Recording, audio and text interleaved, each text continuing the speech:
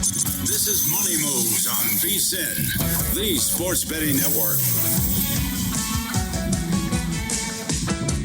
Let's get it going on a Thursday. Welcome into Money Moves, VSiN, the sports betting network. Sirius XM Channel 158, Stormy Bonatoni, Jonathan Von Tobel, live as always in downtown Las Vegas, Circa Resort and Casino, holding down the fort for the next 2 hours.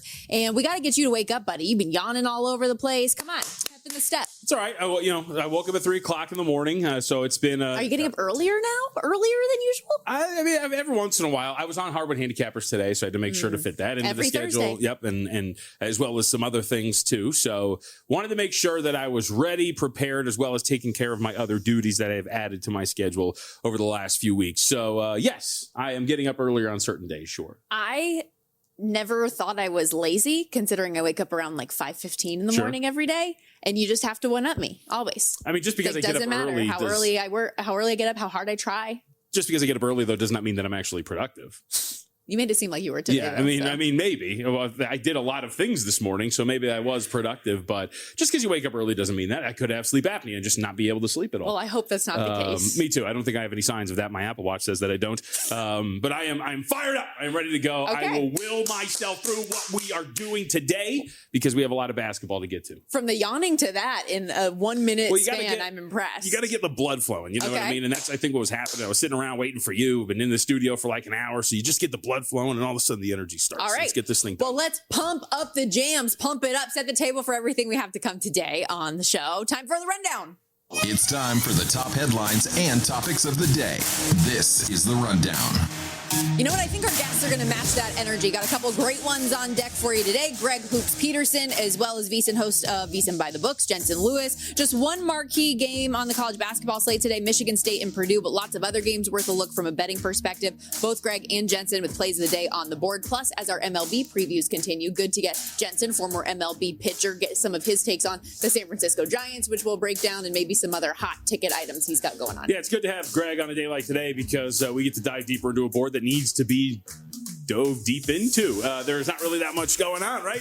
At least in terms of some of the big programs. So we get the big one, and then we get some of the ones at the bottom. Very much looking forward to see what Greg has to say, especially out west. We have some interesting matchups later tonight in the Big West that I will be interested to see what Greg has to say about. We'll also hit on today's NHL card and a viral column in Toronto. Speaking of headlines, though, there's a lot of them also. Yes, I'm going to. There are also a lot of headlines coming out of Indy for the NFL Combine. We're going to sift through what's important and what's not in front page news or back page news. Yes, I am. Okay. I can't wait to hear what you have to say here later today about hockey. I did read the article as you guys sent it to me. I did not respond to you, but I did read it. So I don't have a lot to say other than it's idiotic. Okay. But, and we'll also get to the NBA, of course, as well, in addition to a breakdown of today's 10-game card. Getting into some updated awards markets. We've talked a lot about who potentially could win MVP by default with the numbers threshold that comes in with games played, but there's also another market or two this could impact. Yeah, Rookie of the Year most improved. Con Knipple continues to play. Cooper Flag does not. He will not play again tonight. I know you love those Mavericks today. So does that impact Rookie of the Year? Most improved player. We have Denny Avdia, who is starting to miss time, and all of a sudden we have new favorite in that market as well. Denny Avdia was an odds-on favorite at one point, still holding out hope for our boy Keontae George. But either way, this could be the year in which the award is dealt by attrition to many different awards. So we will dive into that a little bit later. For the record, I do not love them today. The Mavericks? I do not love them. They just happen to be in my money line parlay because the Sacramento Kings are so bad. We'll see if that pans out or not. That said, let's get to the NBA last night before we kind of look ahead to all the games coming up today in those award markets. But the Spurs extend their win streak out to 10 last night. They don't cover, though, the 5.5 against the Toronto Raptors. 110-107 your final. Brandon Ingram missed the game-tying shot in the corner three, so late opportunity there. The 3-point win, though, for the Spurs snaps what was an 8-game streak of double-digit dubs for San Antonio. Yeah, look, I mean, there was a tough scheduling spot for them, too, right? I mean, you're talking about playing the situation that they were in from a schedule standpoint. They got to play again today, so we'll see where that happens. But coming off of a very big contest against the Detroit Pistons with the day off, how are you going to respond having to go across the border and deal with all the travel that happens with that? And the Raptors are a competent team, so you get it done. You get a strong victory. You can't cover the number and meet the market expectations. Doesn't matter, man. This team has won, as you have mentioned, 10 straight. They are consistently showing that I think am wrong in kind of throwing them out. At least they're not throwing them out, but believing that you need to make those progressive steps to become a legitimate championship contender. The archetype of this roster, the players that they have, an incredible point of attack defender, Stephon Castle, who, by the way, is questionable for today. We'll get to the slate a little bit later. Having Victor Wembanyama, having the pieces around them. This seems like a team that is going to answer the call every single time. And again, might be the 1 seed in the Western Conference, given the way that they will not stop. And as the Thunder, I mean, they're not swooning because they actually are winning games with other guys, but are at least coming off of a loss to the Pistons last night. Wildly impressive for San Antonio, what they've been doing. That's actually what I was going to say is San Antonio's just 2 games back now of that top overall seed when you paired their win with OKC's loss, although they got the cover for you yesterday against the Pistons still. They did. I thought they weren't going barely. to. Yeah, I was going to say, they got off to a great start, and so I was feeling fantastic.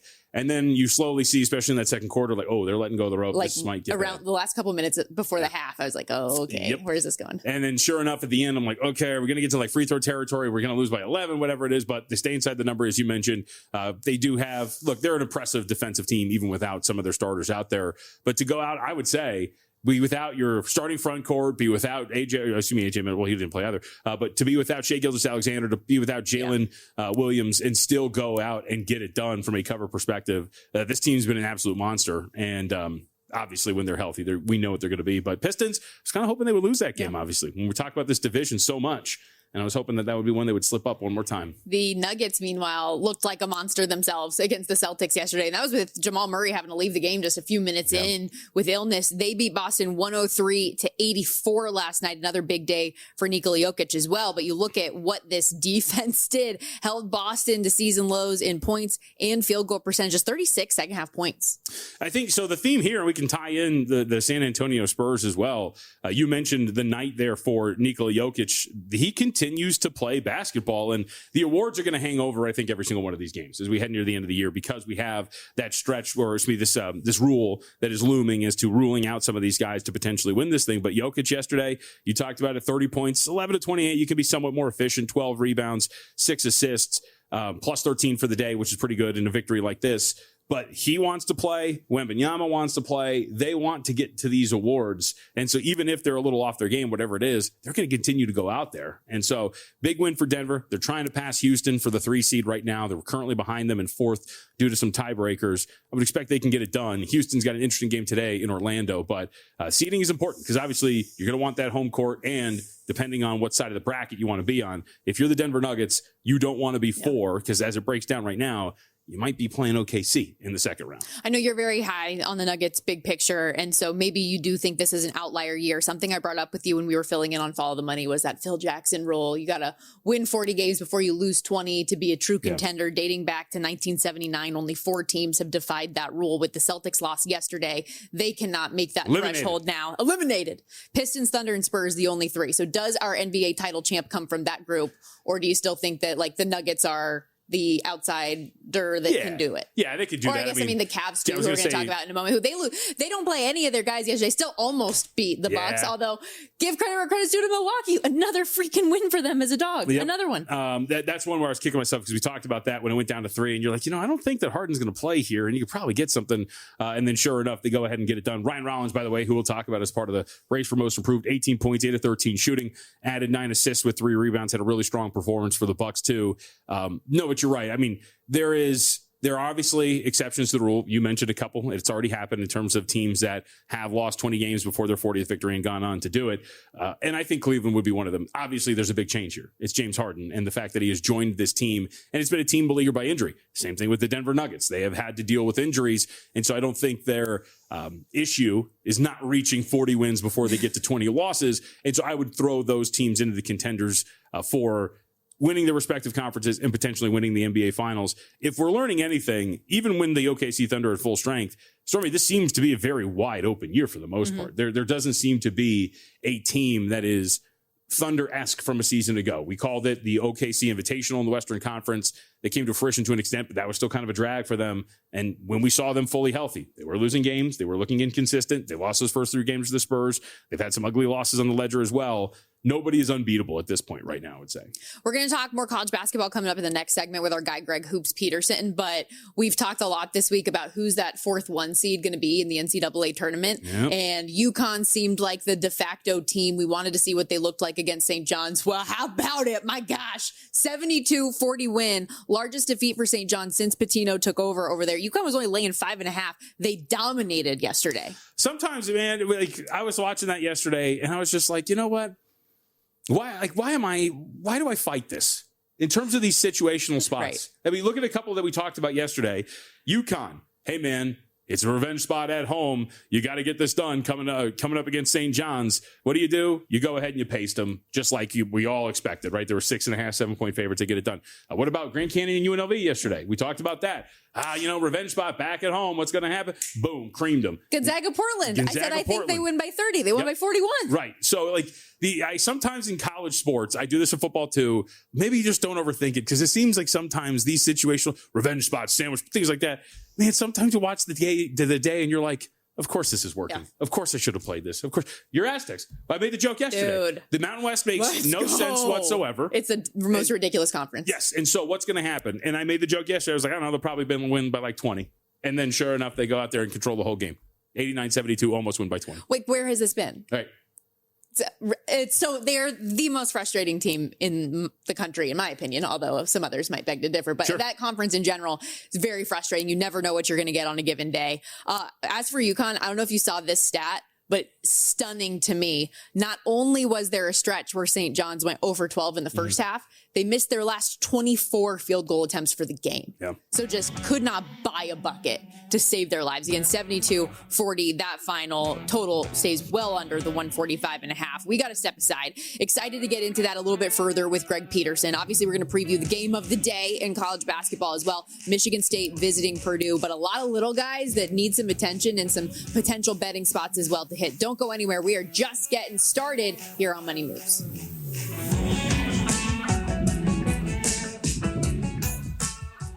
So you're listening to this podcast because you want an edge. But what if I told you you're only halfway there? You've got the mindset. Now it's time to get the toolkit to match. Here's the thing. Pro bettors spend thousands on data and tools. But what they don't want you to know is that you can get the same edge for a fraction of the cost with VSiN Pro. VSiN Pro gives you access to expert picks, public betting data, prop projections, powerful tools, analytics, and more. Just tap the link in the description and see why thousands of bettors are already using VSiN Pro to cash more bets.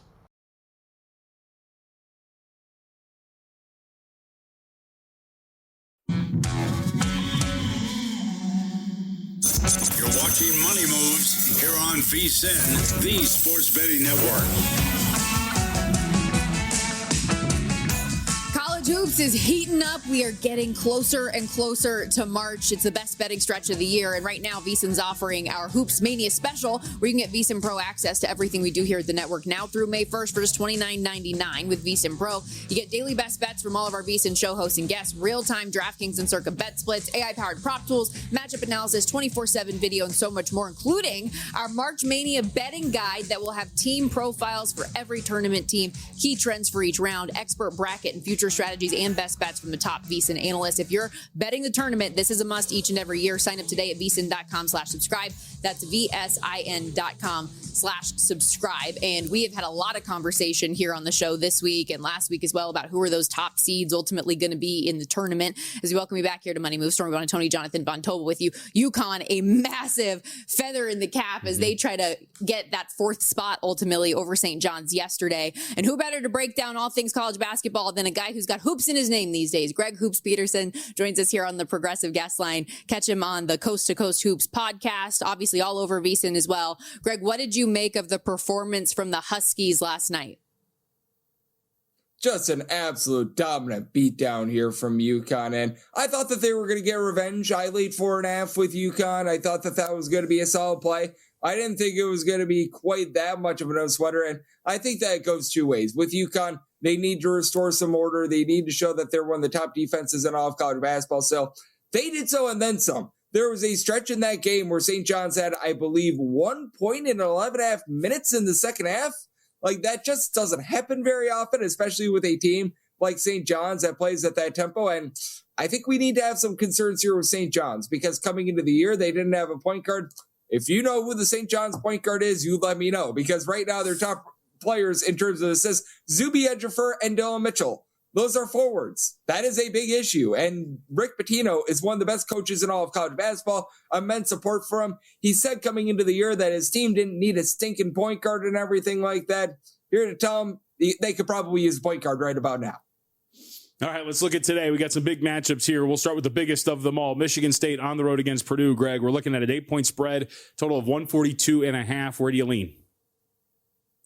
Yeah, and I thought that this was not going to get any further than a 7.5, and I thought it went too far at 7.5. I'm willing to take the points here with Michigan State, mainly because that defense travels so well. In games played away from home, they allow teams to grab fewer than 18% of their missed shots as an offensive rebound. That leads the country, and for Michigan State, they do a job with their three-point shooting away from home. They only shoot about 32.7, 32.8% from three at home. That goes up to 38.8% away from home. Top 20 mark in the country. Jeremy Fears is a really good point guard that gives out 9 assists per game. Is he quite Braden Smith? No, and Purdue is a really efficient offense. They're second in the country in terms of points per possession, but I think that this is a little bit of a correlated play. If you think that Purdue is going to be able to break through that Michigan State offense, have some success, you probably like the over and you probably like laying it with Purdue. I think that Michigan State is going to make this a yucky, gross game. I think that their defense is going to be able to hold up as it's held up against some of the best teams in all of college basketball. Even though they didn't win that game against Duke earlier in the year, they were able to stifle them. They stifled Arkansas. List goes on and on. I think that Michigan State is going to look to make this as ugly as possible, and I think that they have some success. So I'm in on the under of 142.5 and the points with Michigan State. Yeah, and you're getting a better number now if you do like the under because this thing opened 140.5, and you mentioned how far this has gotten out on the spread, 7.5, 8 some places after opening at the 5.5. Now, while that's the big dog of the day, that's the belle of the ball, we have a lot of lower level teams in action, but all tickets cash the same. We know this, and one that I was kind of picking your brain about in the commercial break was the UMBC Retrievers tonight. They have been a pretty slow tempo team facing an even slower tempo team in Bryant. Is that another under you might be approaching tonight? Oh, absolutely. You've got a Bryant team that out of 365 Division I teams, 365th in points per possession away from them. And I'm willing to lay it here with UMBC at 10.5. I recognize that this is going to be a slog of a game, but I'm very impressed by the way that Jim Ferry has really changed his approach this year with UMBC. Since Ferry took over, typically this is an up-tempo team. They've got some solid offense and no defense whatsoever. Well, UMBC, they're about 282nd in the country now in terms of total possessions per game, but they're not allowing you to grab second and third chances. 13th in the country in defensive rebound percentage. They're a good three-point shooting team. Ace Valentine, that's a great name. He shoots 40% from three-point range. Jojo Lyle King has done a nice job chipping in their double figures for this team as well. And for Bryant, you've got Timothy Radulski, who's been a nice freshman for them. Give you like 12 points per game. He shoots a moderately decent from three, which that's better than what I could say for pretty much anyone else on Bryant right now, but that's about it. So laying the 10.5 here with UMBC, and I like that 138.5 or so to the under. All right, let's go to the Big West. UC Santa Barbara, interesting spot here, laying 11.5. Greg, totals at what do we got? 143.5. Gauchos have fallen on some hard times. Looks like they're going to bounce back here, but do they meet the market expectation and cover? I believe so. I just have not been in on this UC Riverside team this year. And the biggest issue that Santa Barbara has had on offense has been turnovers. They're outside the top 260 in terms of turnovers on a per possession basis. But you've got a Riverside team that has been one of the lesser teams in the Big West in terms of generating turnovers. And for Santa Barbara, this is a team that bombs it from three. They shoot over 40% from three-point range in their home games with Ada Mahaney and company. Now, the big thing for Santa Barbara is that the camaraderie has not really been there because Mario Little, he was the guy that began his career over at Utah, Baylor. He's been dealing with injury, but Zion Sensley has been able to step up down low. You got a Riverside team that really doesn't have a lot of rebounding as well. With Riverside, they themselves have had a tough time taking care of the ball. They're playing a little bit faster, top 100 team in terms of total possessions per game, but they're not making the most out of their possessions. We'll say that for Santa Barbara, they are very much giving it up from three-point range. So that total of 142.5, even though Santa Barbara is outside the top 200 in terms of total possessions per game, took a shot on the over end. Right now, I'm seeing that line at 11.5. 12 was pretty much my max lay here with Santa Barbara, so still a little bit of value with Santa Barbara to go along that over. What are you making of the line movement in this Jacksonville State-Delaware game? Jacksonville State bet out from 6.5 to as high as 8.5 now in the market, total 133.5. What do you want to do with it? I think that you're in for a slog. So I'm in on the under, and I also points with Delaware, because if you do think that this number is going to be relatively close to the spread of 7.5, 8.5 points, that means that you're going to get some late fouls. And Jacksonville State, they shoot less than 69.5% of the free throw line. They are in the bottom 60 in all of college basketball with that regard. And it's a Delaware team that has had their defense travel relatively well. They're a top 150 team. There's points allowed on a per possession basis away from them, and they shoot the three well. They shoot over 36% from three-point range. Now, for Delaware, you don't have much depth with this team. They've been dealing with a lot of injuries all season long, so they've been playing really a five-man rotation, but they are doing a very good job in terms of slowing games down so they don't tire out. They're about 355th in the country in terms of total possessions per game, and you're not going to get a lot of second and third chances in this game. Delaware, they are grabbing fewer than 7 offensive rebounds per game, bottom 10 mark in all of college basketball there, so not a lot of second and third chances to be had, but it's also a Jacksonville State team that hasn't been grabbing as many second and third chances as they are used to in past years as well. So that line of 8.5, I think, has went too far. I like Delaware catching the 7.5, 8.5, and I like that under. All right, let's go to New Mexico State, Western Kentucky. We've seen a small move here at some spots, but it's been floating around the same thing. The total's the one that's moved, Greg, 148.5 up to 151.5. What do we see here? I like the under. You got a Western Kentucky team that they are an up-tempo team. They're 51st in the country in terms of total possessions per game. Not very efficient on offense, though. For Western Kentucky, they're outside the top 345 in terms of their two-point shooting percentage. And New Mexico State, away from home, is allowing teams to shoot less than 33% from three-point. So they've been pretty solid with that regard. It's a New Mexico State team is actually giving up fewer points on a per-possession basis away from home rather than at home. For New Mexico State, you really have one guy that gives you over 11 points per game as well. So they've been really a team that has been built around defense a bit more. They're about 265th in the country in terms of total possessions per game. I do like the fact that Julius Mims has done a nice job on the glass, and both of these teams are top 130 in terms of defensive rebound percentage. So not a lot of second and third chances to be had. Western Kentucky has dealt with injuries all season long. Their top rebounder, Brian Sambungwe, has been out for about 20 or so games now. So that's really impacted them. And I've noticed that Western Kentucky, as the season has went along, has been getting slower and slower with that tempo. So I like that 151 after the under, catching 5.5 with New Mexico State. I also took the points with them. Greg, one more before we let you go. About 1 minute left here, but I love when I go through your spreadsheet and I see a really significant edge. Elon, you have them as just a 1.5 point dog. They're getting 6 across the board right now against Towson. How surprised were you to see that disparity?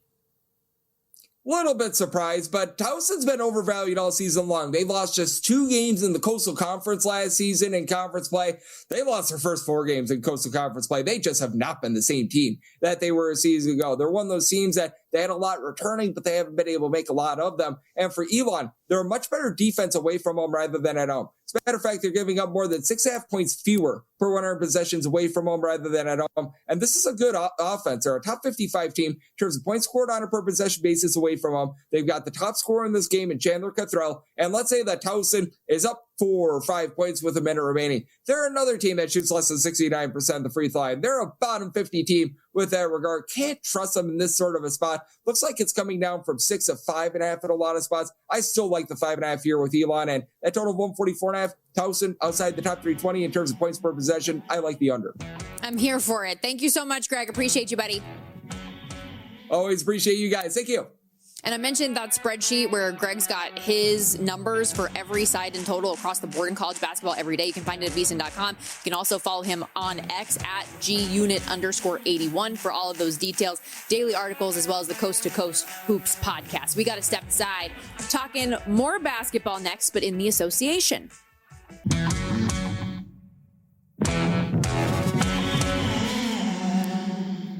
You're watching Money Moves here on VSiN, the Sports Betting Network. This segment of Money Moves is sponsored by Upside, where you can turn your gas purchases into real cash back with the free Upside app. Download Upside now. Use promo code SPORTS for 25 cents back per gallon on your first fill up. Rolling along here on a Thursday edition of Money Moves. Stormy Buonantony, Jonathan Von Tobel with you. Going to get into a little NBA. We've got a 10-game card coming up today. A handful of awards markets that are still in the balance here in the home stretch as well. And I know we have discussed MVP probably ad nauseum, not only on our show, but on the network, but there are a handful of other awards markets that could be impacted by this whole injury thing with how many games rather are these guys able to play? given the threshold and like the numbers required now. And I know one that you've brought up a number of times is Cooper Flagg dealing with this injury. He's a big odds on number, minus 300 to be rookie of the year. I think everybody's kind of expected that he's going to be the rookie of the year this season. But now he's dealing with a little bit of some injury stuff. He's going to miss his 5th straight game today for the Mavericks. And Con Knipple continues to be firing for a Hornets team that could put themselves in position to make the playoffs. Yeah, and we should be clear about Rookie of the Year. That one does not have the 65-game minimum. There's rookie, I didn't know that. Yeah, so there's Rookie of the Year, and there is Sixth Man of the Year. So they don't meet that 65-game minimum. But the reason why it's worth bringing up that Cooper Flagg is missing time is he's just idle while Con Knipple continues to do the things that he's been doing. He has 201 made 3-point attempts, so he is very close to setting the record. We talked about that.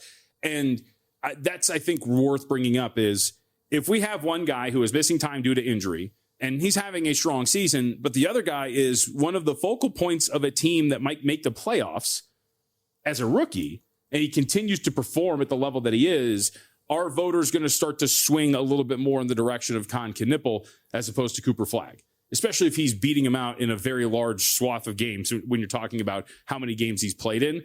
That, to me, is going to be interesting. And it's not even just the games that he's already missed, Story. Remember, the Mavericks still have a first-round pick that they very much would like to hold on to use to build around Cooper Flagg. Currently tied for the 7th worst odds, or excuse me, 7th worst pick, or however you want to look at it. In other words, 7th in the draft is how it simulates out on Tankathon right now. But obviously, they have a 29% chance at getting a top 4 pick. They've got a 6% chance or a 7% chance to get a top number 1, or the top pick, I should say. So they're going to want to improve their status potentially for the lottery. So does that mean at some point we learn that Cooper Flagg is just done?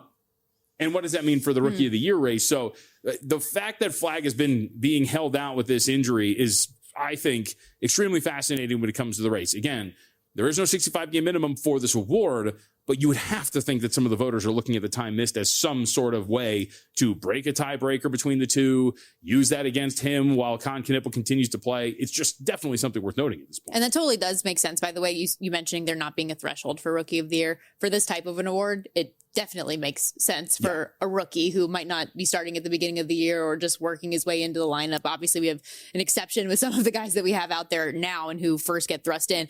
But another interesting wrinkle to this, and something that we brought up, I think it was when we were filling in on Follow the Money, but the Con Knipple to hit his 207th 3-pointer of the season for that record. You pointed out February 28th against the Trailblazers as an option at 10-1. He's at 201 right now going into tonight. How do you feel about it? Like tonight, can he get it? No, not tonight. But I mean, he could. I mean, he could go nuts. Well, he could. Yeah. But I'm saying the one you gave out was a double digit. Yeah. Was a double digit. And like, I feel like that's extremely realistic where we're at between this game and that one. We're almost there. I mean, hey, look, they're pretty big favorites tonight. I mean, I don't think it'd be crazy if he went and ham today. If he had 6? Yeah, and put himself on pace for it potentially. I think that is certainly plausible. We talked about the stretch that they were going to be on coming out of the break, and it's like, okay, if he hits X, Y, and Z coming out of the break, what's it going to look like? His Houston, pretty muted performance, but he had 7 made threes against the Cleveland Cavaliers in that monster game that he had. And since that game in the last 3, he has totaled 15. So like he is shooting extremely well at this point. I would not be surprised if he pushes for that earlier date like we had talked about, because you were looking for one of those big performances. Yeah. He got it against Cleveland, and now you get another poor defense today to potentially torch here. Now, is he going to blow him out? Are they going to blow him out? Is he going to sit? Maybe that's going to be something that'll factor in, but yeah, you talked about it. We're pretty live there if you're going to land in that regard. Can I go back really quickly for Rookie of the Year? Because I was looking through my notes. I was trying to find my piece from the NBA betting guide, obviously at the beginning of the year, because I had some benchmarks in there for Rookie of the Year, at least in terms of games played. And I noted here in the article, so Rookie of the Year doesn't fall into the minimum 65-game threshold, but 11 of the last 13 winners have played at least 70 games. And one of the winners that did not reach that mark was John Morant in the COVID-shortened season. If we exclude that year, only 3 times in the last 25 years has a Rookie of the Year winner played fewer than 70 games in the season. So even though there's not an actual threshold they have to abide by, there has been one that's been natural. Now, that's a good way to put it. Now, are voters looking at that and going, well, he didn't play 70? I don't think so. But like you said, naturally, the way that this award has been doled out, it just seems that you've got to play a lot of games and, of course, provide for your team. And Con Knipple is on pace to at least do that. Actually, in both facets, he's on pace to do it. His Hornets, you mentioned laying a big number tonight, 12.5 on the road at the Indiana Pacers, total 229.5. They covered a big number the other day. Can they do it again against Indy? I mean, they're capable. I don't know if I would want to lay it. I mean, this is a leg though that's in both of our 4-team money line parlays we put together. I told Zach about this today on Harvard Handicappers on the podcast. Don't get your podcast mixed up. You're right. I do so much. Oh Lord! Come on now. Like I would say God's that gift to VSiN. I don't think I'm the backbone of VSiN, but what's like a second most important bone, like a femur, something like that. I think that's probably accurate. Anyway, I was telling Zach today. You're holding us together like Lindsey Vohn's leg right now. You're all the screws. I'm like the screws there. Yeah, there you go. I think that's fair. So I decided, we've talked a lot about these tanking teams and how we're going to handle them and whatnot. And yesterday, day before, we had talked about the Moneyline parlay, the 3-teamer that ultimately got there. Hornets were part of it. So I was like, screw it. Let's have some fun. Also, it helps, as I told Zach today, the app that I put this in on at BetMGM, I had one of those like token boosts to get this up a little bit at 25%. So I think I was like, you know what? Let's have some fun with this. So the parlay was the Hornets, Hawks, Spurs, and Pelicans that initially pays out plus 127, got it up to plus 160 with the little boost that I'm talking about. I did a similar one, but different teams. We both have Hornets and Spurs, but I did it with the Mavs and Blazers. And you already made fun of me with the Mavericks because, as we just talked about, no Cooper Flag, obviously. It's a 6.5 point spread. Well, you have the Pelicans. I think that's an ugly one too. But I added that just because the Kings are so bad. And then you know how much I have disdain for the Bulls and whatever they call it's not basketball. I don't know what they're playing, but they're playing something. Yeah. And so I put the Blazers to beat them money line too. I also laid it with them, but I mean, the Pelicans are at the very least motivated to win some of these games. They don't have a first round pick. They're not trying to lose. These teams that we're talking about, the Utah Jazz, Dallas Mavericks. I mean, the Mavericks want to lose. Again, we just laid that out here. Both teams in this game want to lose. So that's, I guess, quite the sexy matchup when you have two teams that are playing each other that would love to lose these games. But I do think that the Pelicans are going to be an interesting team down the stretch. We saw them win outright as a 2-point dog at home against the Golden State Warriors the other night. DeJounte Murray is now back. I think part of the logic for New Orleans, because they don't have this first round pick, would probably play spoiler to Atlanta. I believe that's got their first round pick. Yeah, it's Atlanta. Because you don't want to, it was the thing with the Clippers, right? The Clippers have greatly improved their stock. And so the Thunder pick all of a sudden doesn't really look as sexy. They're sitting at 11th.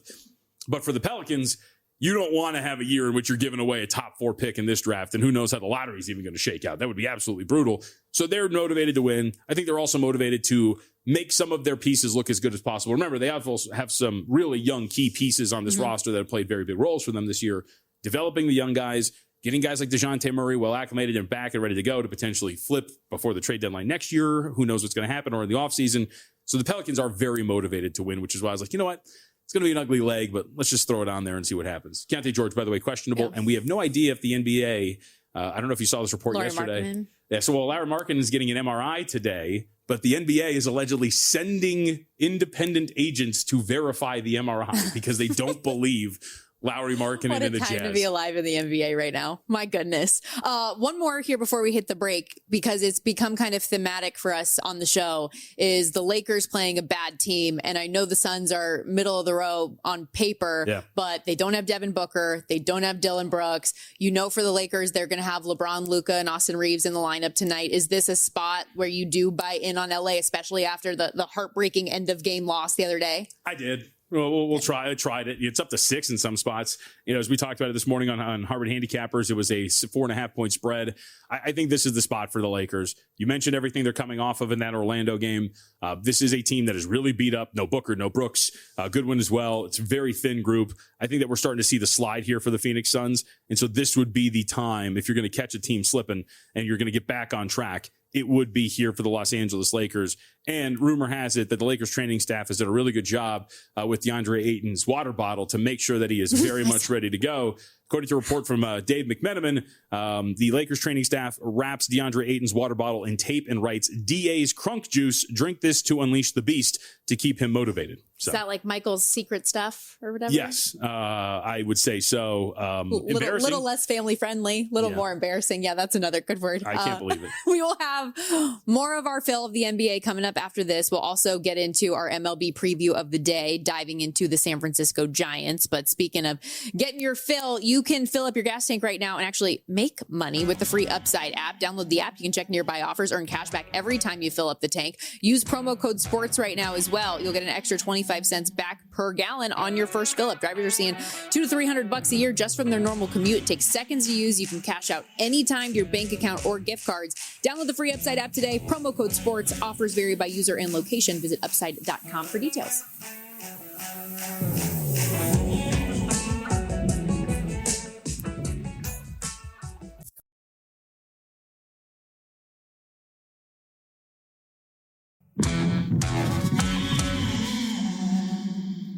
You're watching Money Moves here on VSiN, the Sports Betting Network.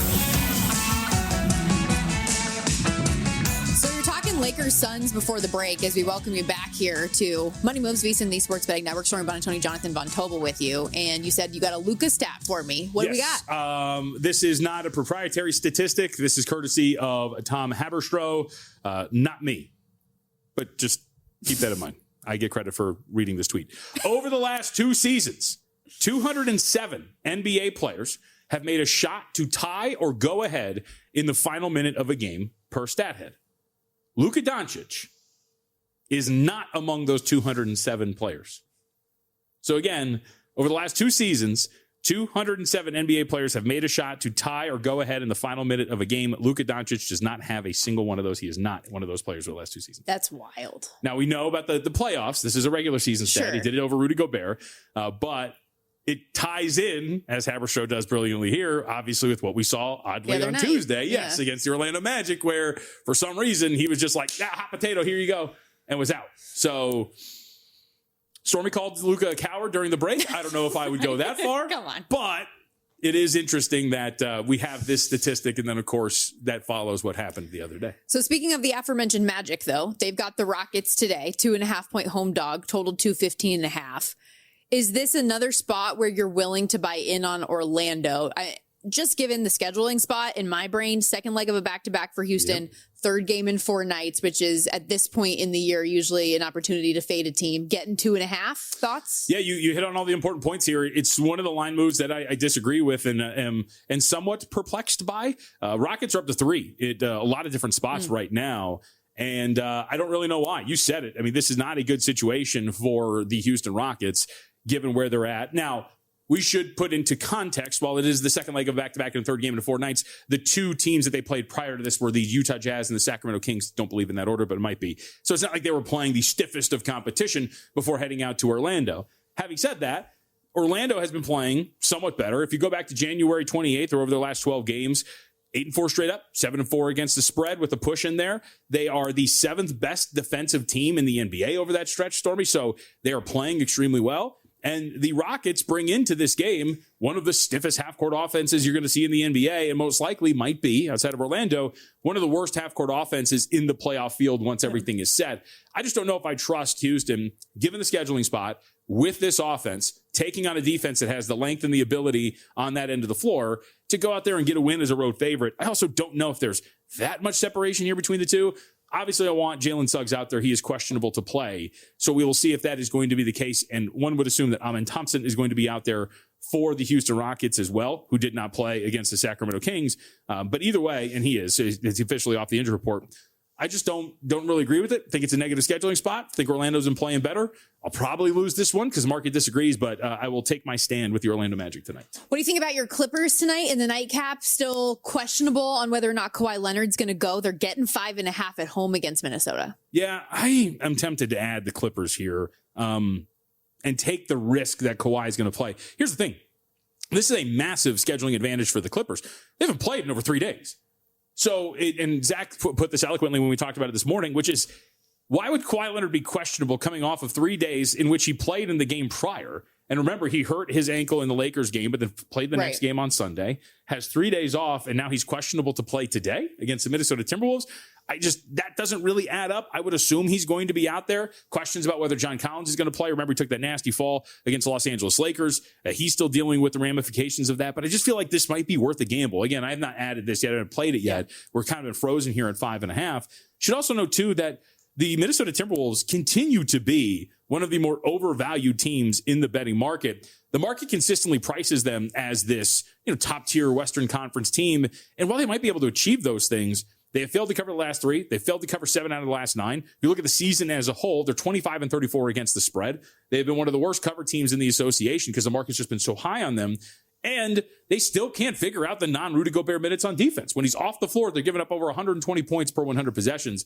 All of this put together, I am really tempted to add the Clippers here. It's a gamble with Kawhi. Maybe he doesn't play, but if you tell me he is and I'm sitting on 5.5, I think it's worth it. One more, just because I know you have a bet on it, and this has moved out in favor of the 76ers, but Philly out from 1.5 to 2.5 point home favorites now against the Heat. We know Joel Embiid is going to play in this one, and when he plays, they win more often than not. You're on that side again today? They do. 20-12 straight up, the 76ers are in his 32 starts so far this year. 18-12-2 against the spread. Let's narrow it down a little bit because he's playing some pretty good basketball. In the last 19 starts with Joel Embiid on the floor, they're 13-6 against the spread. They've been playing extremely well. Look at his last game against Indiana. 27 points, 6 rebounds, 5 assists on 11-17 shooting. Zoom out even further. Last 11, he's averaging over 32 points, 8.5 rebounds, 5 assists on 53% shooting. The dude's been playing extremely well. I thought this was just, to me, one of those number grabs, if you will.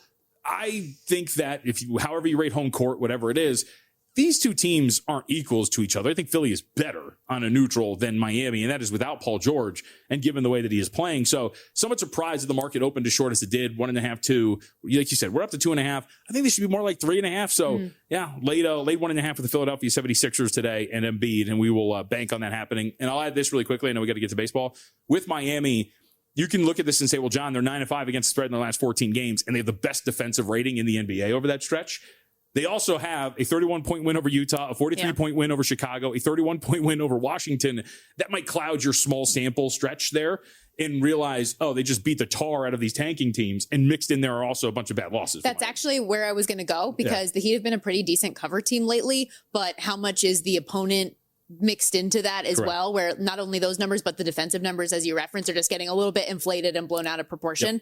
But you said it. Let's get to baseball as our series continues, where we hit on every single team in Major League Baseball ahead of the season. Time to play ball.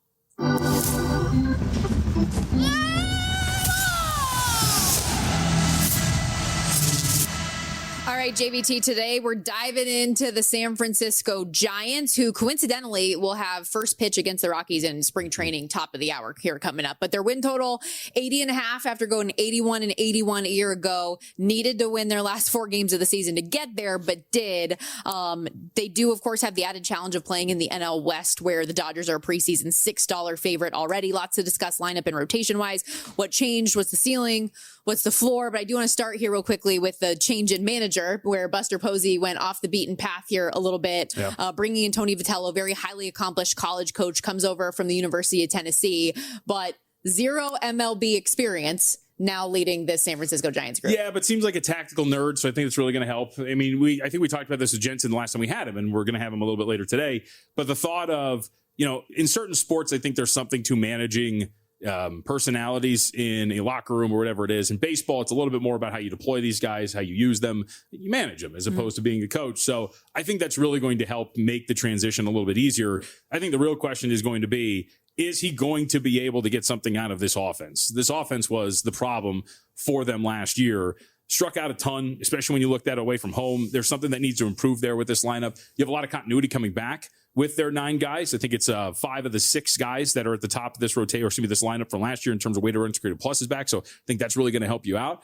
But you've got to be able to figure out to generate some sort of offense, because this is a pitching staff that I think will put you in position more often than not to win some of these games. It's just, are you going to get the offensive support to back it up? That pitching staff, a Cy Young candidate, and Logan Webb, Robbie Ray at the top. You replace Verlander as well, bring in Tyler Mahle, Adrian Hauser. Questions about the bullpen, but last year's group was actually really good. Bullpen-wise, 4th lowest ERA in the league. Speaking to that lineup, you do now have a full season of Rafi Devers, for what it's worth, after trading for him last June. Willie Adames, Matt Chatlin, recently signed Harrison Bader to a 2-year deal, Luis Ariz to a 1-year deal, wondering what Bryce Eldridge, who's their top prospect, what he could be. He's a power hitter. He already had a 2-run homer in spring training. So do you think they can take that step? Betting wise, is there a bet to be made on the Giants right now? Yeah, I lean toward with the over on the win total here. I like the additions. You mentioned the Ariz and what you're going to get with Bader as well. So that should help the lineup get a little bit deeper and thicker at the back end. You look at the rotation again, 4 primary starters from ERAs 3.22 and 3.85. We expect some consistency there. I do expect that this would be a team that finds its stride on offense and gives its pitching staff a little bit more support. And if that's going to be the case, I think 81 to 84 wins is certainly achievable for the San Francisco Giants. So I thought this was going to be more of a win total in the range of 82.5. I don't know if it's like a massive edge there, but I do expect that this team's going to be able to push for a potential playoff spot if this lineup improves as it looks like it could on paper. So I mentioned Webb as a Cy Young candidate. He's 20-1 for the NL Cy Young. Paul Skeens, I'm sure to the surprise of no one, your favorite at plus 225, followed by Yoshinobu Yamamoto of the Dodgers at 5-1 before we dip off to the double digits. Do you think he could be somebody that could be in that conversation this year? I mean, I've always thought it. The problem with Logan Webb and his strikeout numbers got better last year. It's like he doesn't have a lot of the sexy statistics.